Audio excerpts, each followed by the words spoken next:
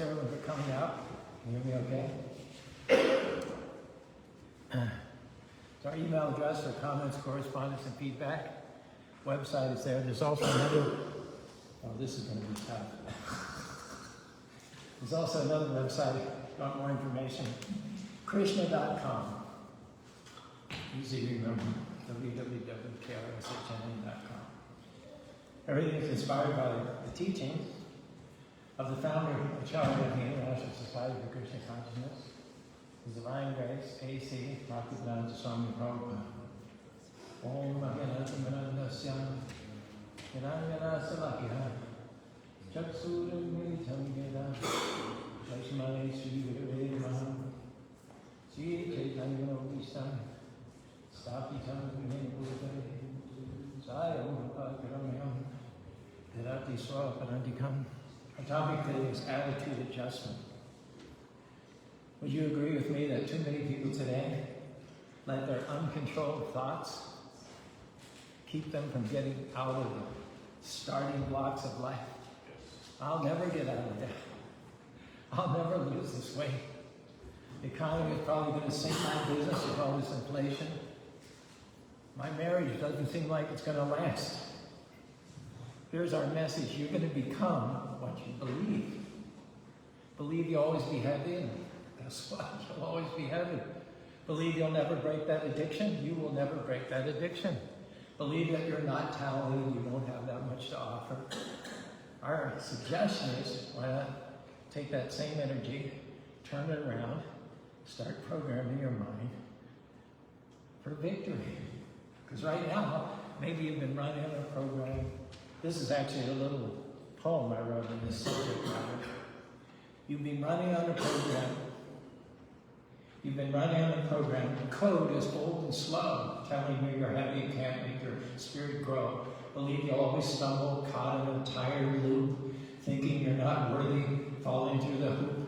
The mirror throws back shadows, a face you don't approve, says you're not attractive, got nothing left to prove. Stuck in a cycle of black, a self-imposed prison. But listen closely now, a new path has risen. Program your mind for victory by chanting the names of the Lord. Krishna means all attractive, but he has many other names in many cultures, and one of his names is Vijaya. Vijaya means one who's never conquered, who is invincible, undefeatable. We chant the names of Vijaya to be like him, to invoke his protection, so that we'll have the Lord of millions and millions of universes in our corner. Does that make sense? Hare Krishna, Hare Krishna, Krishna Krishna, Hare Hare, Hare Rama, Hare Rama, Rama Rama, Hare Hare. You're reading the Krishna book about the pastimes that Krishna performed when he was personally present on the planet 5,300 years ago. Big, big demons, like Hiranya Kashipu, Ravana, Salva, Kumbhakarna. He killed these demons, and in every case that he killed a demon, his purpose was to protect a devotee. Many of these demons had had years, decades of tyrannizing people. But the line was drawn when they started to harass devotees. That's when the Lord came down, fought these big demons, and killed them. So, because Krishna says in the Bhagavad Gita, Kaunteya Pratijanihi, my devotees will never perish. Why? Well, we're not very strong. We're not the smartest people in the world. We're not the most agile. We don't all know martial arts, and we don't have a semiotic machine gun in our back pocket. So why can we go around feeling invulnerable? Because the Lord he blankets us, he protects us with his promise. Now, we have to do our part and keep in first place. Love the Lord thy God with part of thy heart, some of thy might. Is that what it says? No. All of your heart, all of your might, all of your soul. You do that, which is what little we can do. It's really not much when you think about it. It's like offering $5 in order to get $1 million back. Would you be Scrooge-like, I'm going to hold on to this $5. I'm not going to give it back. Because that's what we're doing right now. We're holding back so many things. We're not letting go and letting God. So that's our message today. Our battle cry is, our letting go battle cry, our letting God battle cry is Hare Krishna, Hare Krishna. Or you could use any name of God. Krishna, Krishna, Hare Hare, Hare Rama, Hare Rama, Rama Rama, Hare Hare. Here's another little couple lines of poetry based on the Bhagavad Gita. Krishna was speaking to his friend and disciple Arjuna. It's the name of Arjuna who stood in the great plain, assured by the Lord he'd be free from mortal pain. Krishna promises the devotee will never be undone. That shield is unconditional under the moon and the sun. So when doubt starts whispering, trying to hold you down, just sound that sacred mantra and wear that winner's crown. Here's a story. Once in an ancient village in India, there lived two potters, Caru and Ravana. They both worked with the same clay. They had their workshops on the banks of the same river, used similar tools. They fired their pots in the communal kiln, and yet their creations, as well as their lives, were remarkably different. Caru was a man consumed by doubt and negativity. As he shaped the clay, his mind was filled with worries. He thought, this pot will surely crack in the kiln. No one will like my work. It's not good enough. I don't have what it takes. So then that all translated into his hands, which often trembled. And his pots, although they were functional, they weren't very much to look at. They would emerge from the kiln with imperfections, a little tilt, a minor crack, or a dull finish. And then he was in a self-perpetuating cycle, he saw these flaws as proof of his own inadequacy, and they reinforced his belief that he was a mediocre potter. His thoughts created a world of constant struggle and dissatisfaction around him. Now, Rohan, on the other hand, approached his craft with a serene and confident mind. As he spun his wheel, his thoughts were calm, he was self-possessed, and he had a particular attraction for Srimati Radharani, who you see on Krishna's left and our right. She's the creative potency, the Shakti of God. And he thought that by the blessings of Radharani, the creative power will be unleashed in me. He also thought, I am created in the image of God. God is the ultimate creator. He brings this magnificent cosmos into being out of nothing, and I'm creating his image, so I can reflect that truth by creating beautiful and elegant pottery.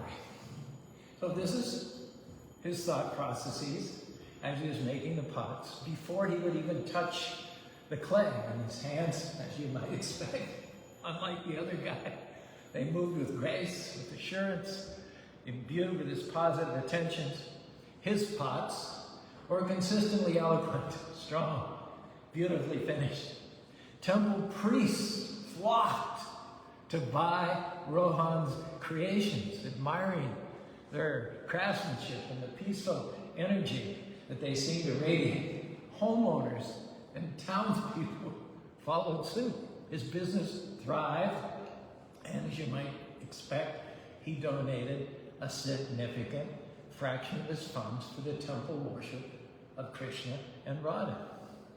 Now, his success in life was a direct outcome of his optimistic and devotional thoughts. Hare Krishna, Krishna Krishna, Hare Hare, Hare Rama, Rama Rama, Hare. One day, Caru asked Rohan, he saw him sell a large batch of exquisite pottery. And he said, how is it that your pots are always perfect and mine are always flawed? We use the same clay. Rohan answered, yeah, that's true. The clay is the same, brother, but our minds are not. When you mold the clay, your thoughts of imperfection seep into it. And when I mold the clay, my thoughts of beauty and strength shape its form. What we hold in our mind's scale becomes the reality we create with our hands and, in fact, the world we experience. Some truth there? Yes. What do you think?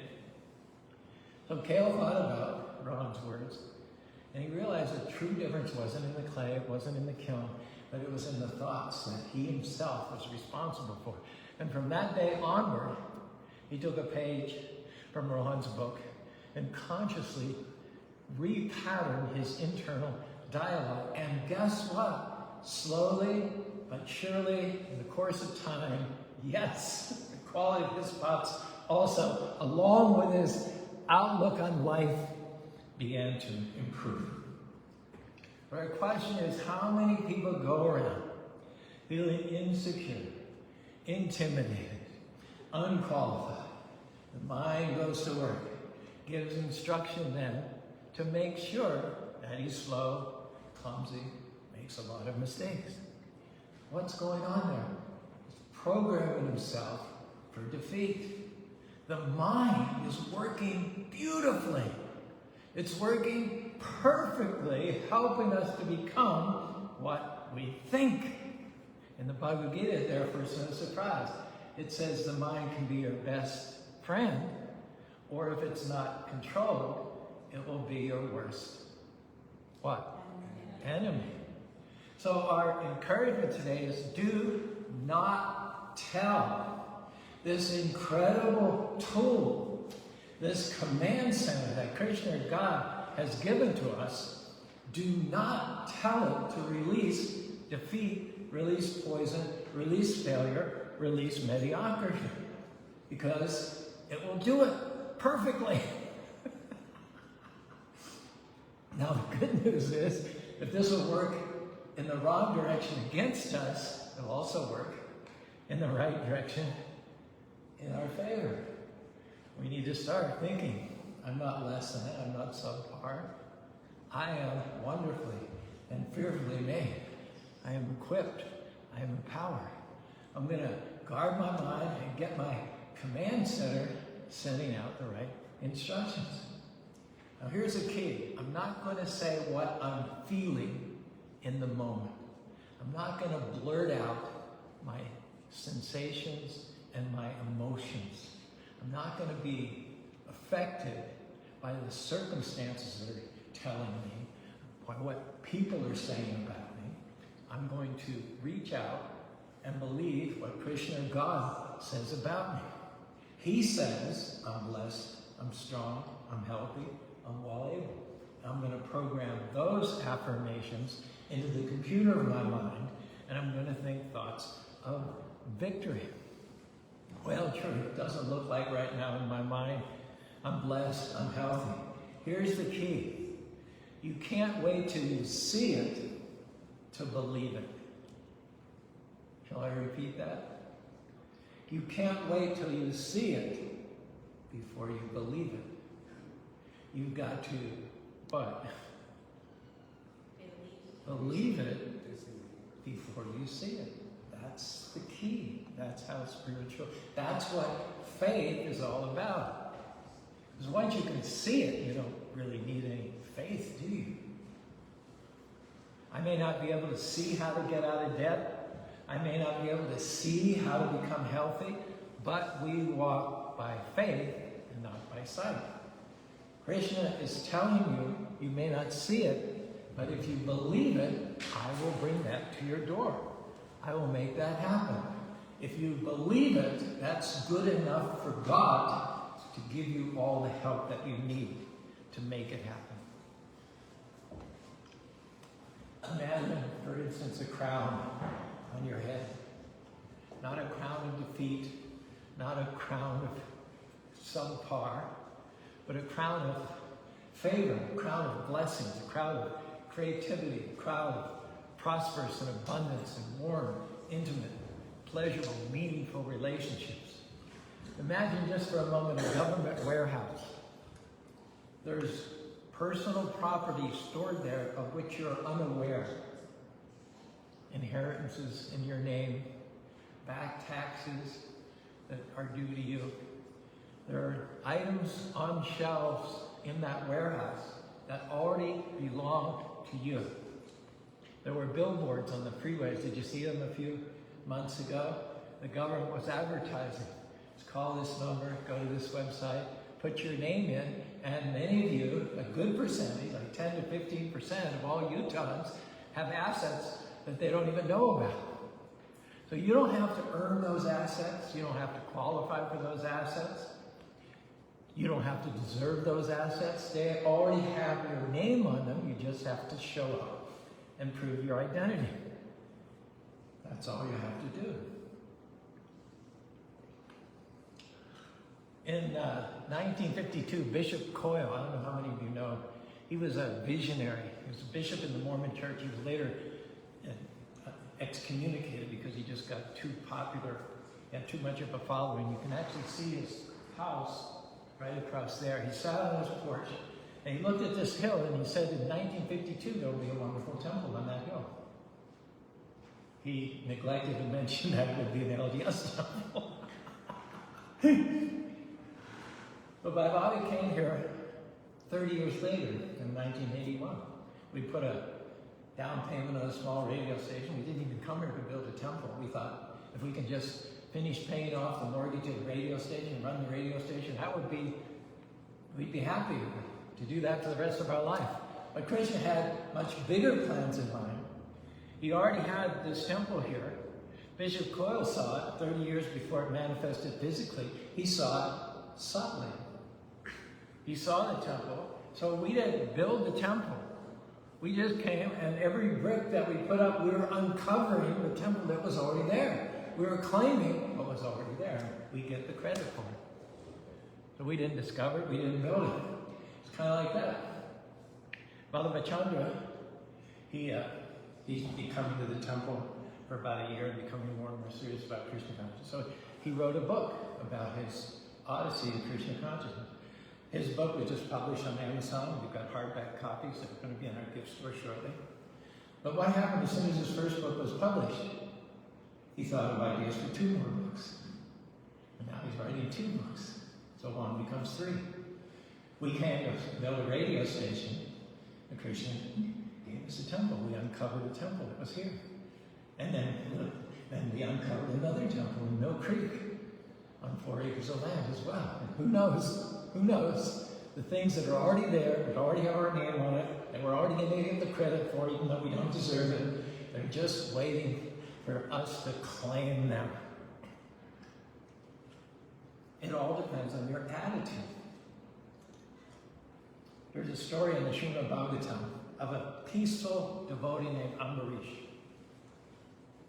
And then one day, a sage who was an incarnation of Lord Shiva came to visit him. Lord Shiva is very mercurial. He's the god of destruction. I don't know where, oh, it's over there. I like it here better. People can see it. When it's time for the dissolution of the universe, Lord Shiva does his dance of destruction, and that's the ring of fire. So this is the function of anger.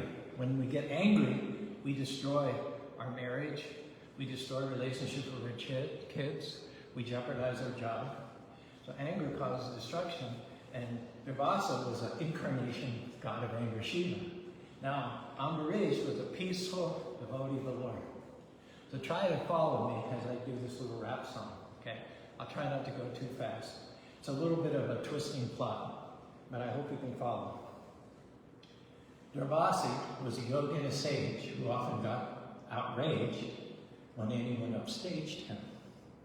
He was a de-expansion of Lord Shiva, the god of destruction, who causes dysfunction, wears snakes, and bakes the 3 rolling lakes of fire when time's arrow expires. One day, in Ravana, Ambarish, on the other hand, was king of the 7 continents. He encouraged the occupants to sing the names of the Lord whom he adored.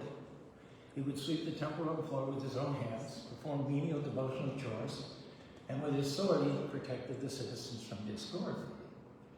Once upon a time, Ravana visited Ambarish just as he was gearing down after a year-long fast. Sage demanded a full meal. Ambarish offered the sage his own dinner. But the sage first wanted to go to the river to quench his thirst and deliver some prayers. Now the sage had gone for so long, the king sipped a little water so as not to go wrong by prolonging his fast. Are you with me so far? Now, Devasa could view future, present, and past. So he knew about the set, and he accused the sage of partaking before his guests. He plucked a hair from his head, which flared into a fiery demon, the intention of killing the king. In a reversal, Krishna's own fire weapon, the Sudarshan chakra, intervened and roasted the fiery fiend, just as a snake is baked in the wake of a forest fire. Then the sage himself began running for his life, being scorched by the torch of the Lord on his backside. You with me so far? He flew all over the universe and began to woo Shiva and Brahma to see who could relieve him. They said, dude, Krishna, our master, though he appears within human society like an actor, if you offend him, you court disaster. Devotees are in my heart and I am theirs. At no time we are apart. But on the Lord of all creatures, I seek the dust from the feet of the devotees on my head. Only if you appease Ambarish will I be inclined to release the fire weapon from your behind. After running for an entire year, the sage came full circle when he screeched to a halt at the feet of Ambarish. The king had been performing a vigil, blaming himself for the missile that had sizzled the sage. He greeted the sage's return with concern. The king was so humble, he blamed himself for all the trouble. Exactly then, the chakra backed off from tracking the sage.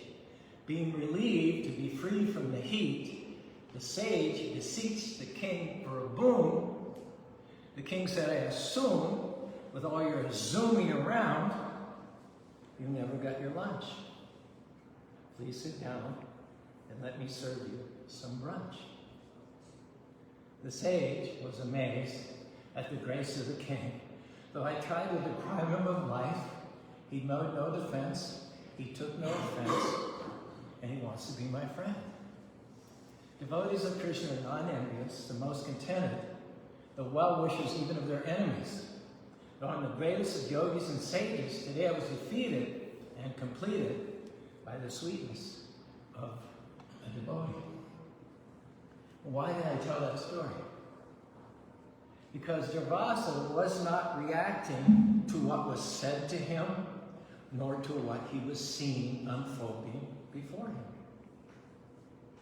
If he was predicated, his mind had been predicated by what was physically visible before him, do you think he would have been able to stand there, just calm and unruffled? If his mind was thinking, this is unfair, I didn't do anything wrong, he's overreacting, I don't deserve this, do you think then he would have begged the sage forgiveness and taken the responsibility himself? Do you think he'd allowed his mind to get all flustered and disturbed and confused and hysterical and out of control because of the imminent danger to his life? Do you think that he would have thought in great consideration and kindness that the sage never got his meal? Remember? He was going to get a meal and he went to wash his hands and then he went around running for a year. It was the king who thought he must be hungry. And then without any false ego or any perturbation at all, coloring his thoughts and actions, he said, please sit down and let me make up for my breach of hospitality and serve you a full meal. Would you say that the devotee, Ambarish, had a good attitude? And if you'll acknowledge that Ambarish had a good attitude from chanting, Hare Krishna, Hare Krishna, Krishna Krishna, Hare Hare, Hare Rama, then was it not a fact that because he put God first place, by always glorifying his name, his heart being full of praise, was it not a fact that the Lord kept to his promise of protecting his devotee? He fought the battles of his devotee. But that's what we're talking about. When you get in agreement with Krishna, like Amrish did, and you go not by what you see, but by what you know, that's when God's going to release the promises with your name on them. He can pull, his specialty is pulling from the unseen realm, from the spiritual realm, into the material realm. So, let's rise up in faith.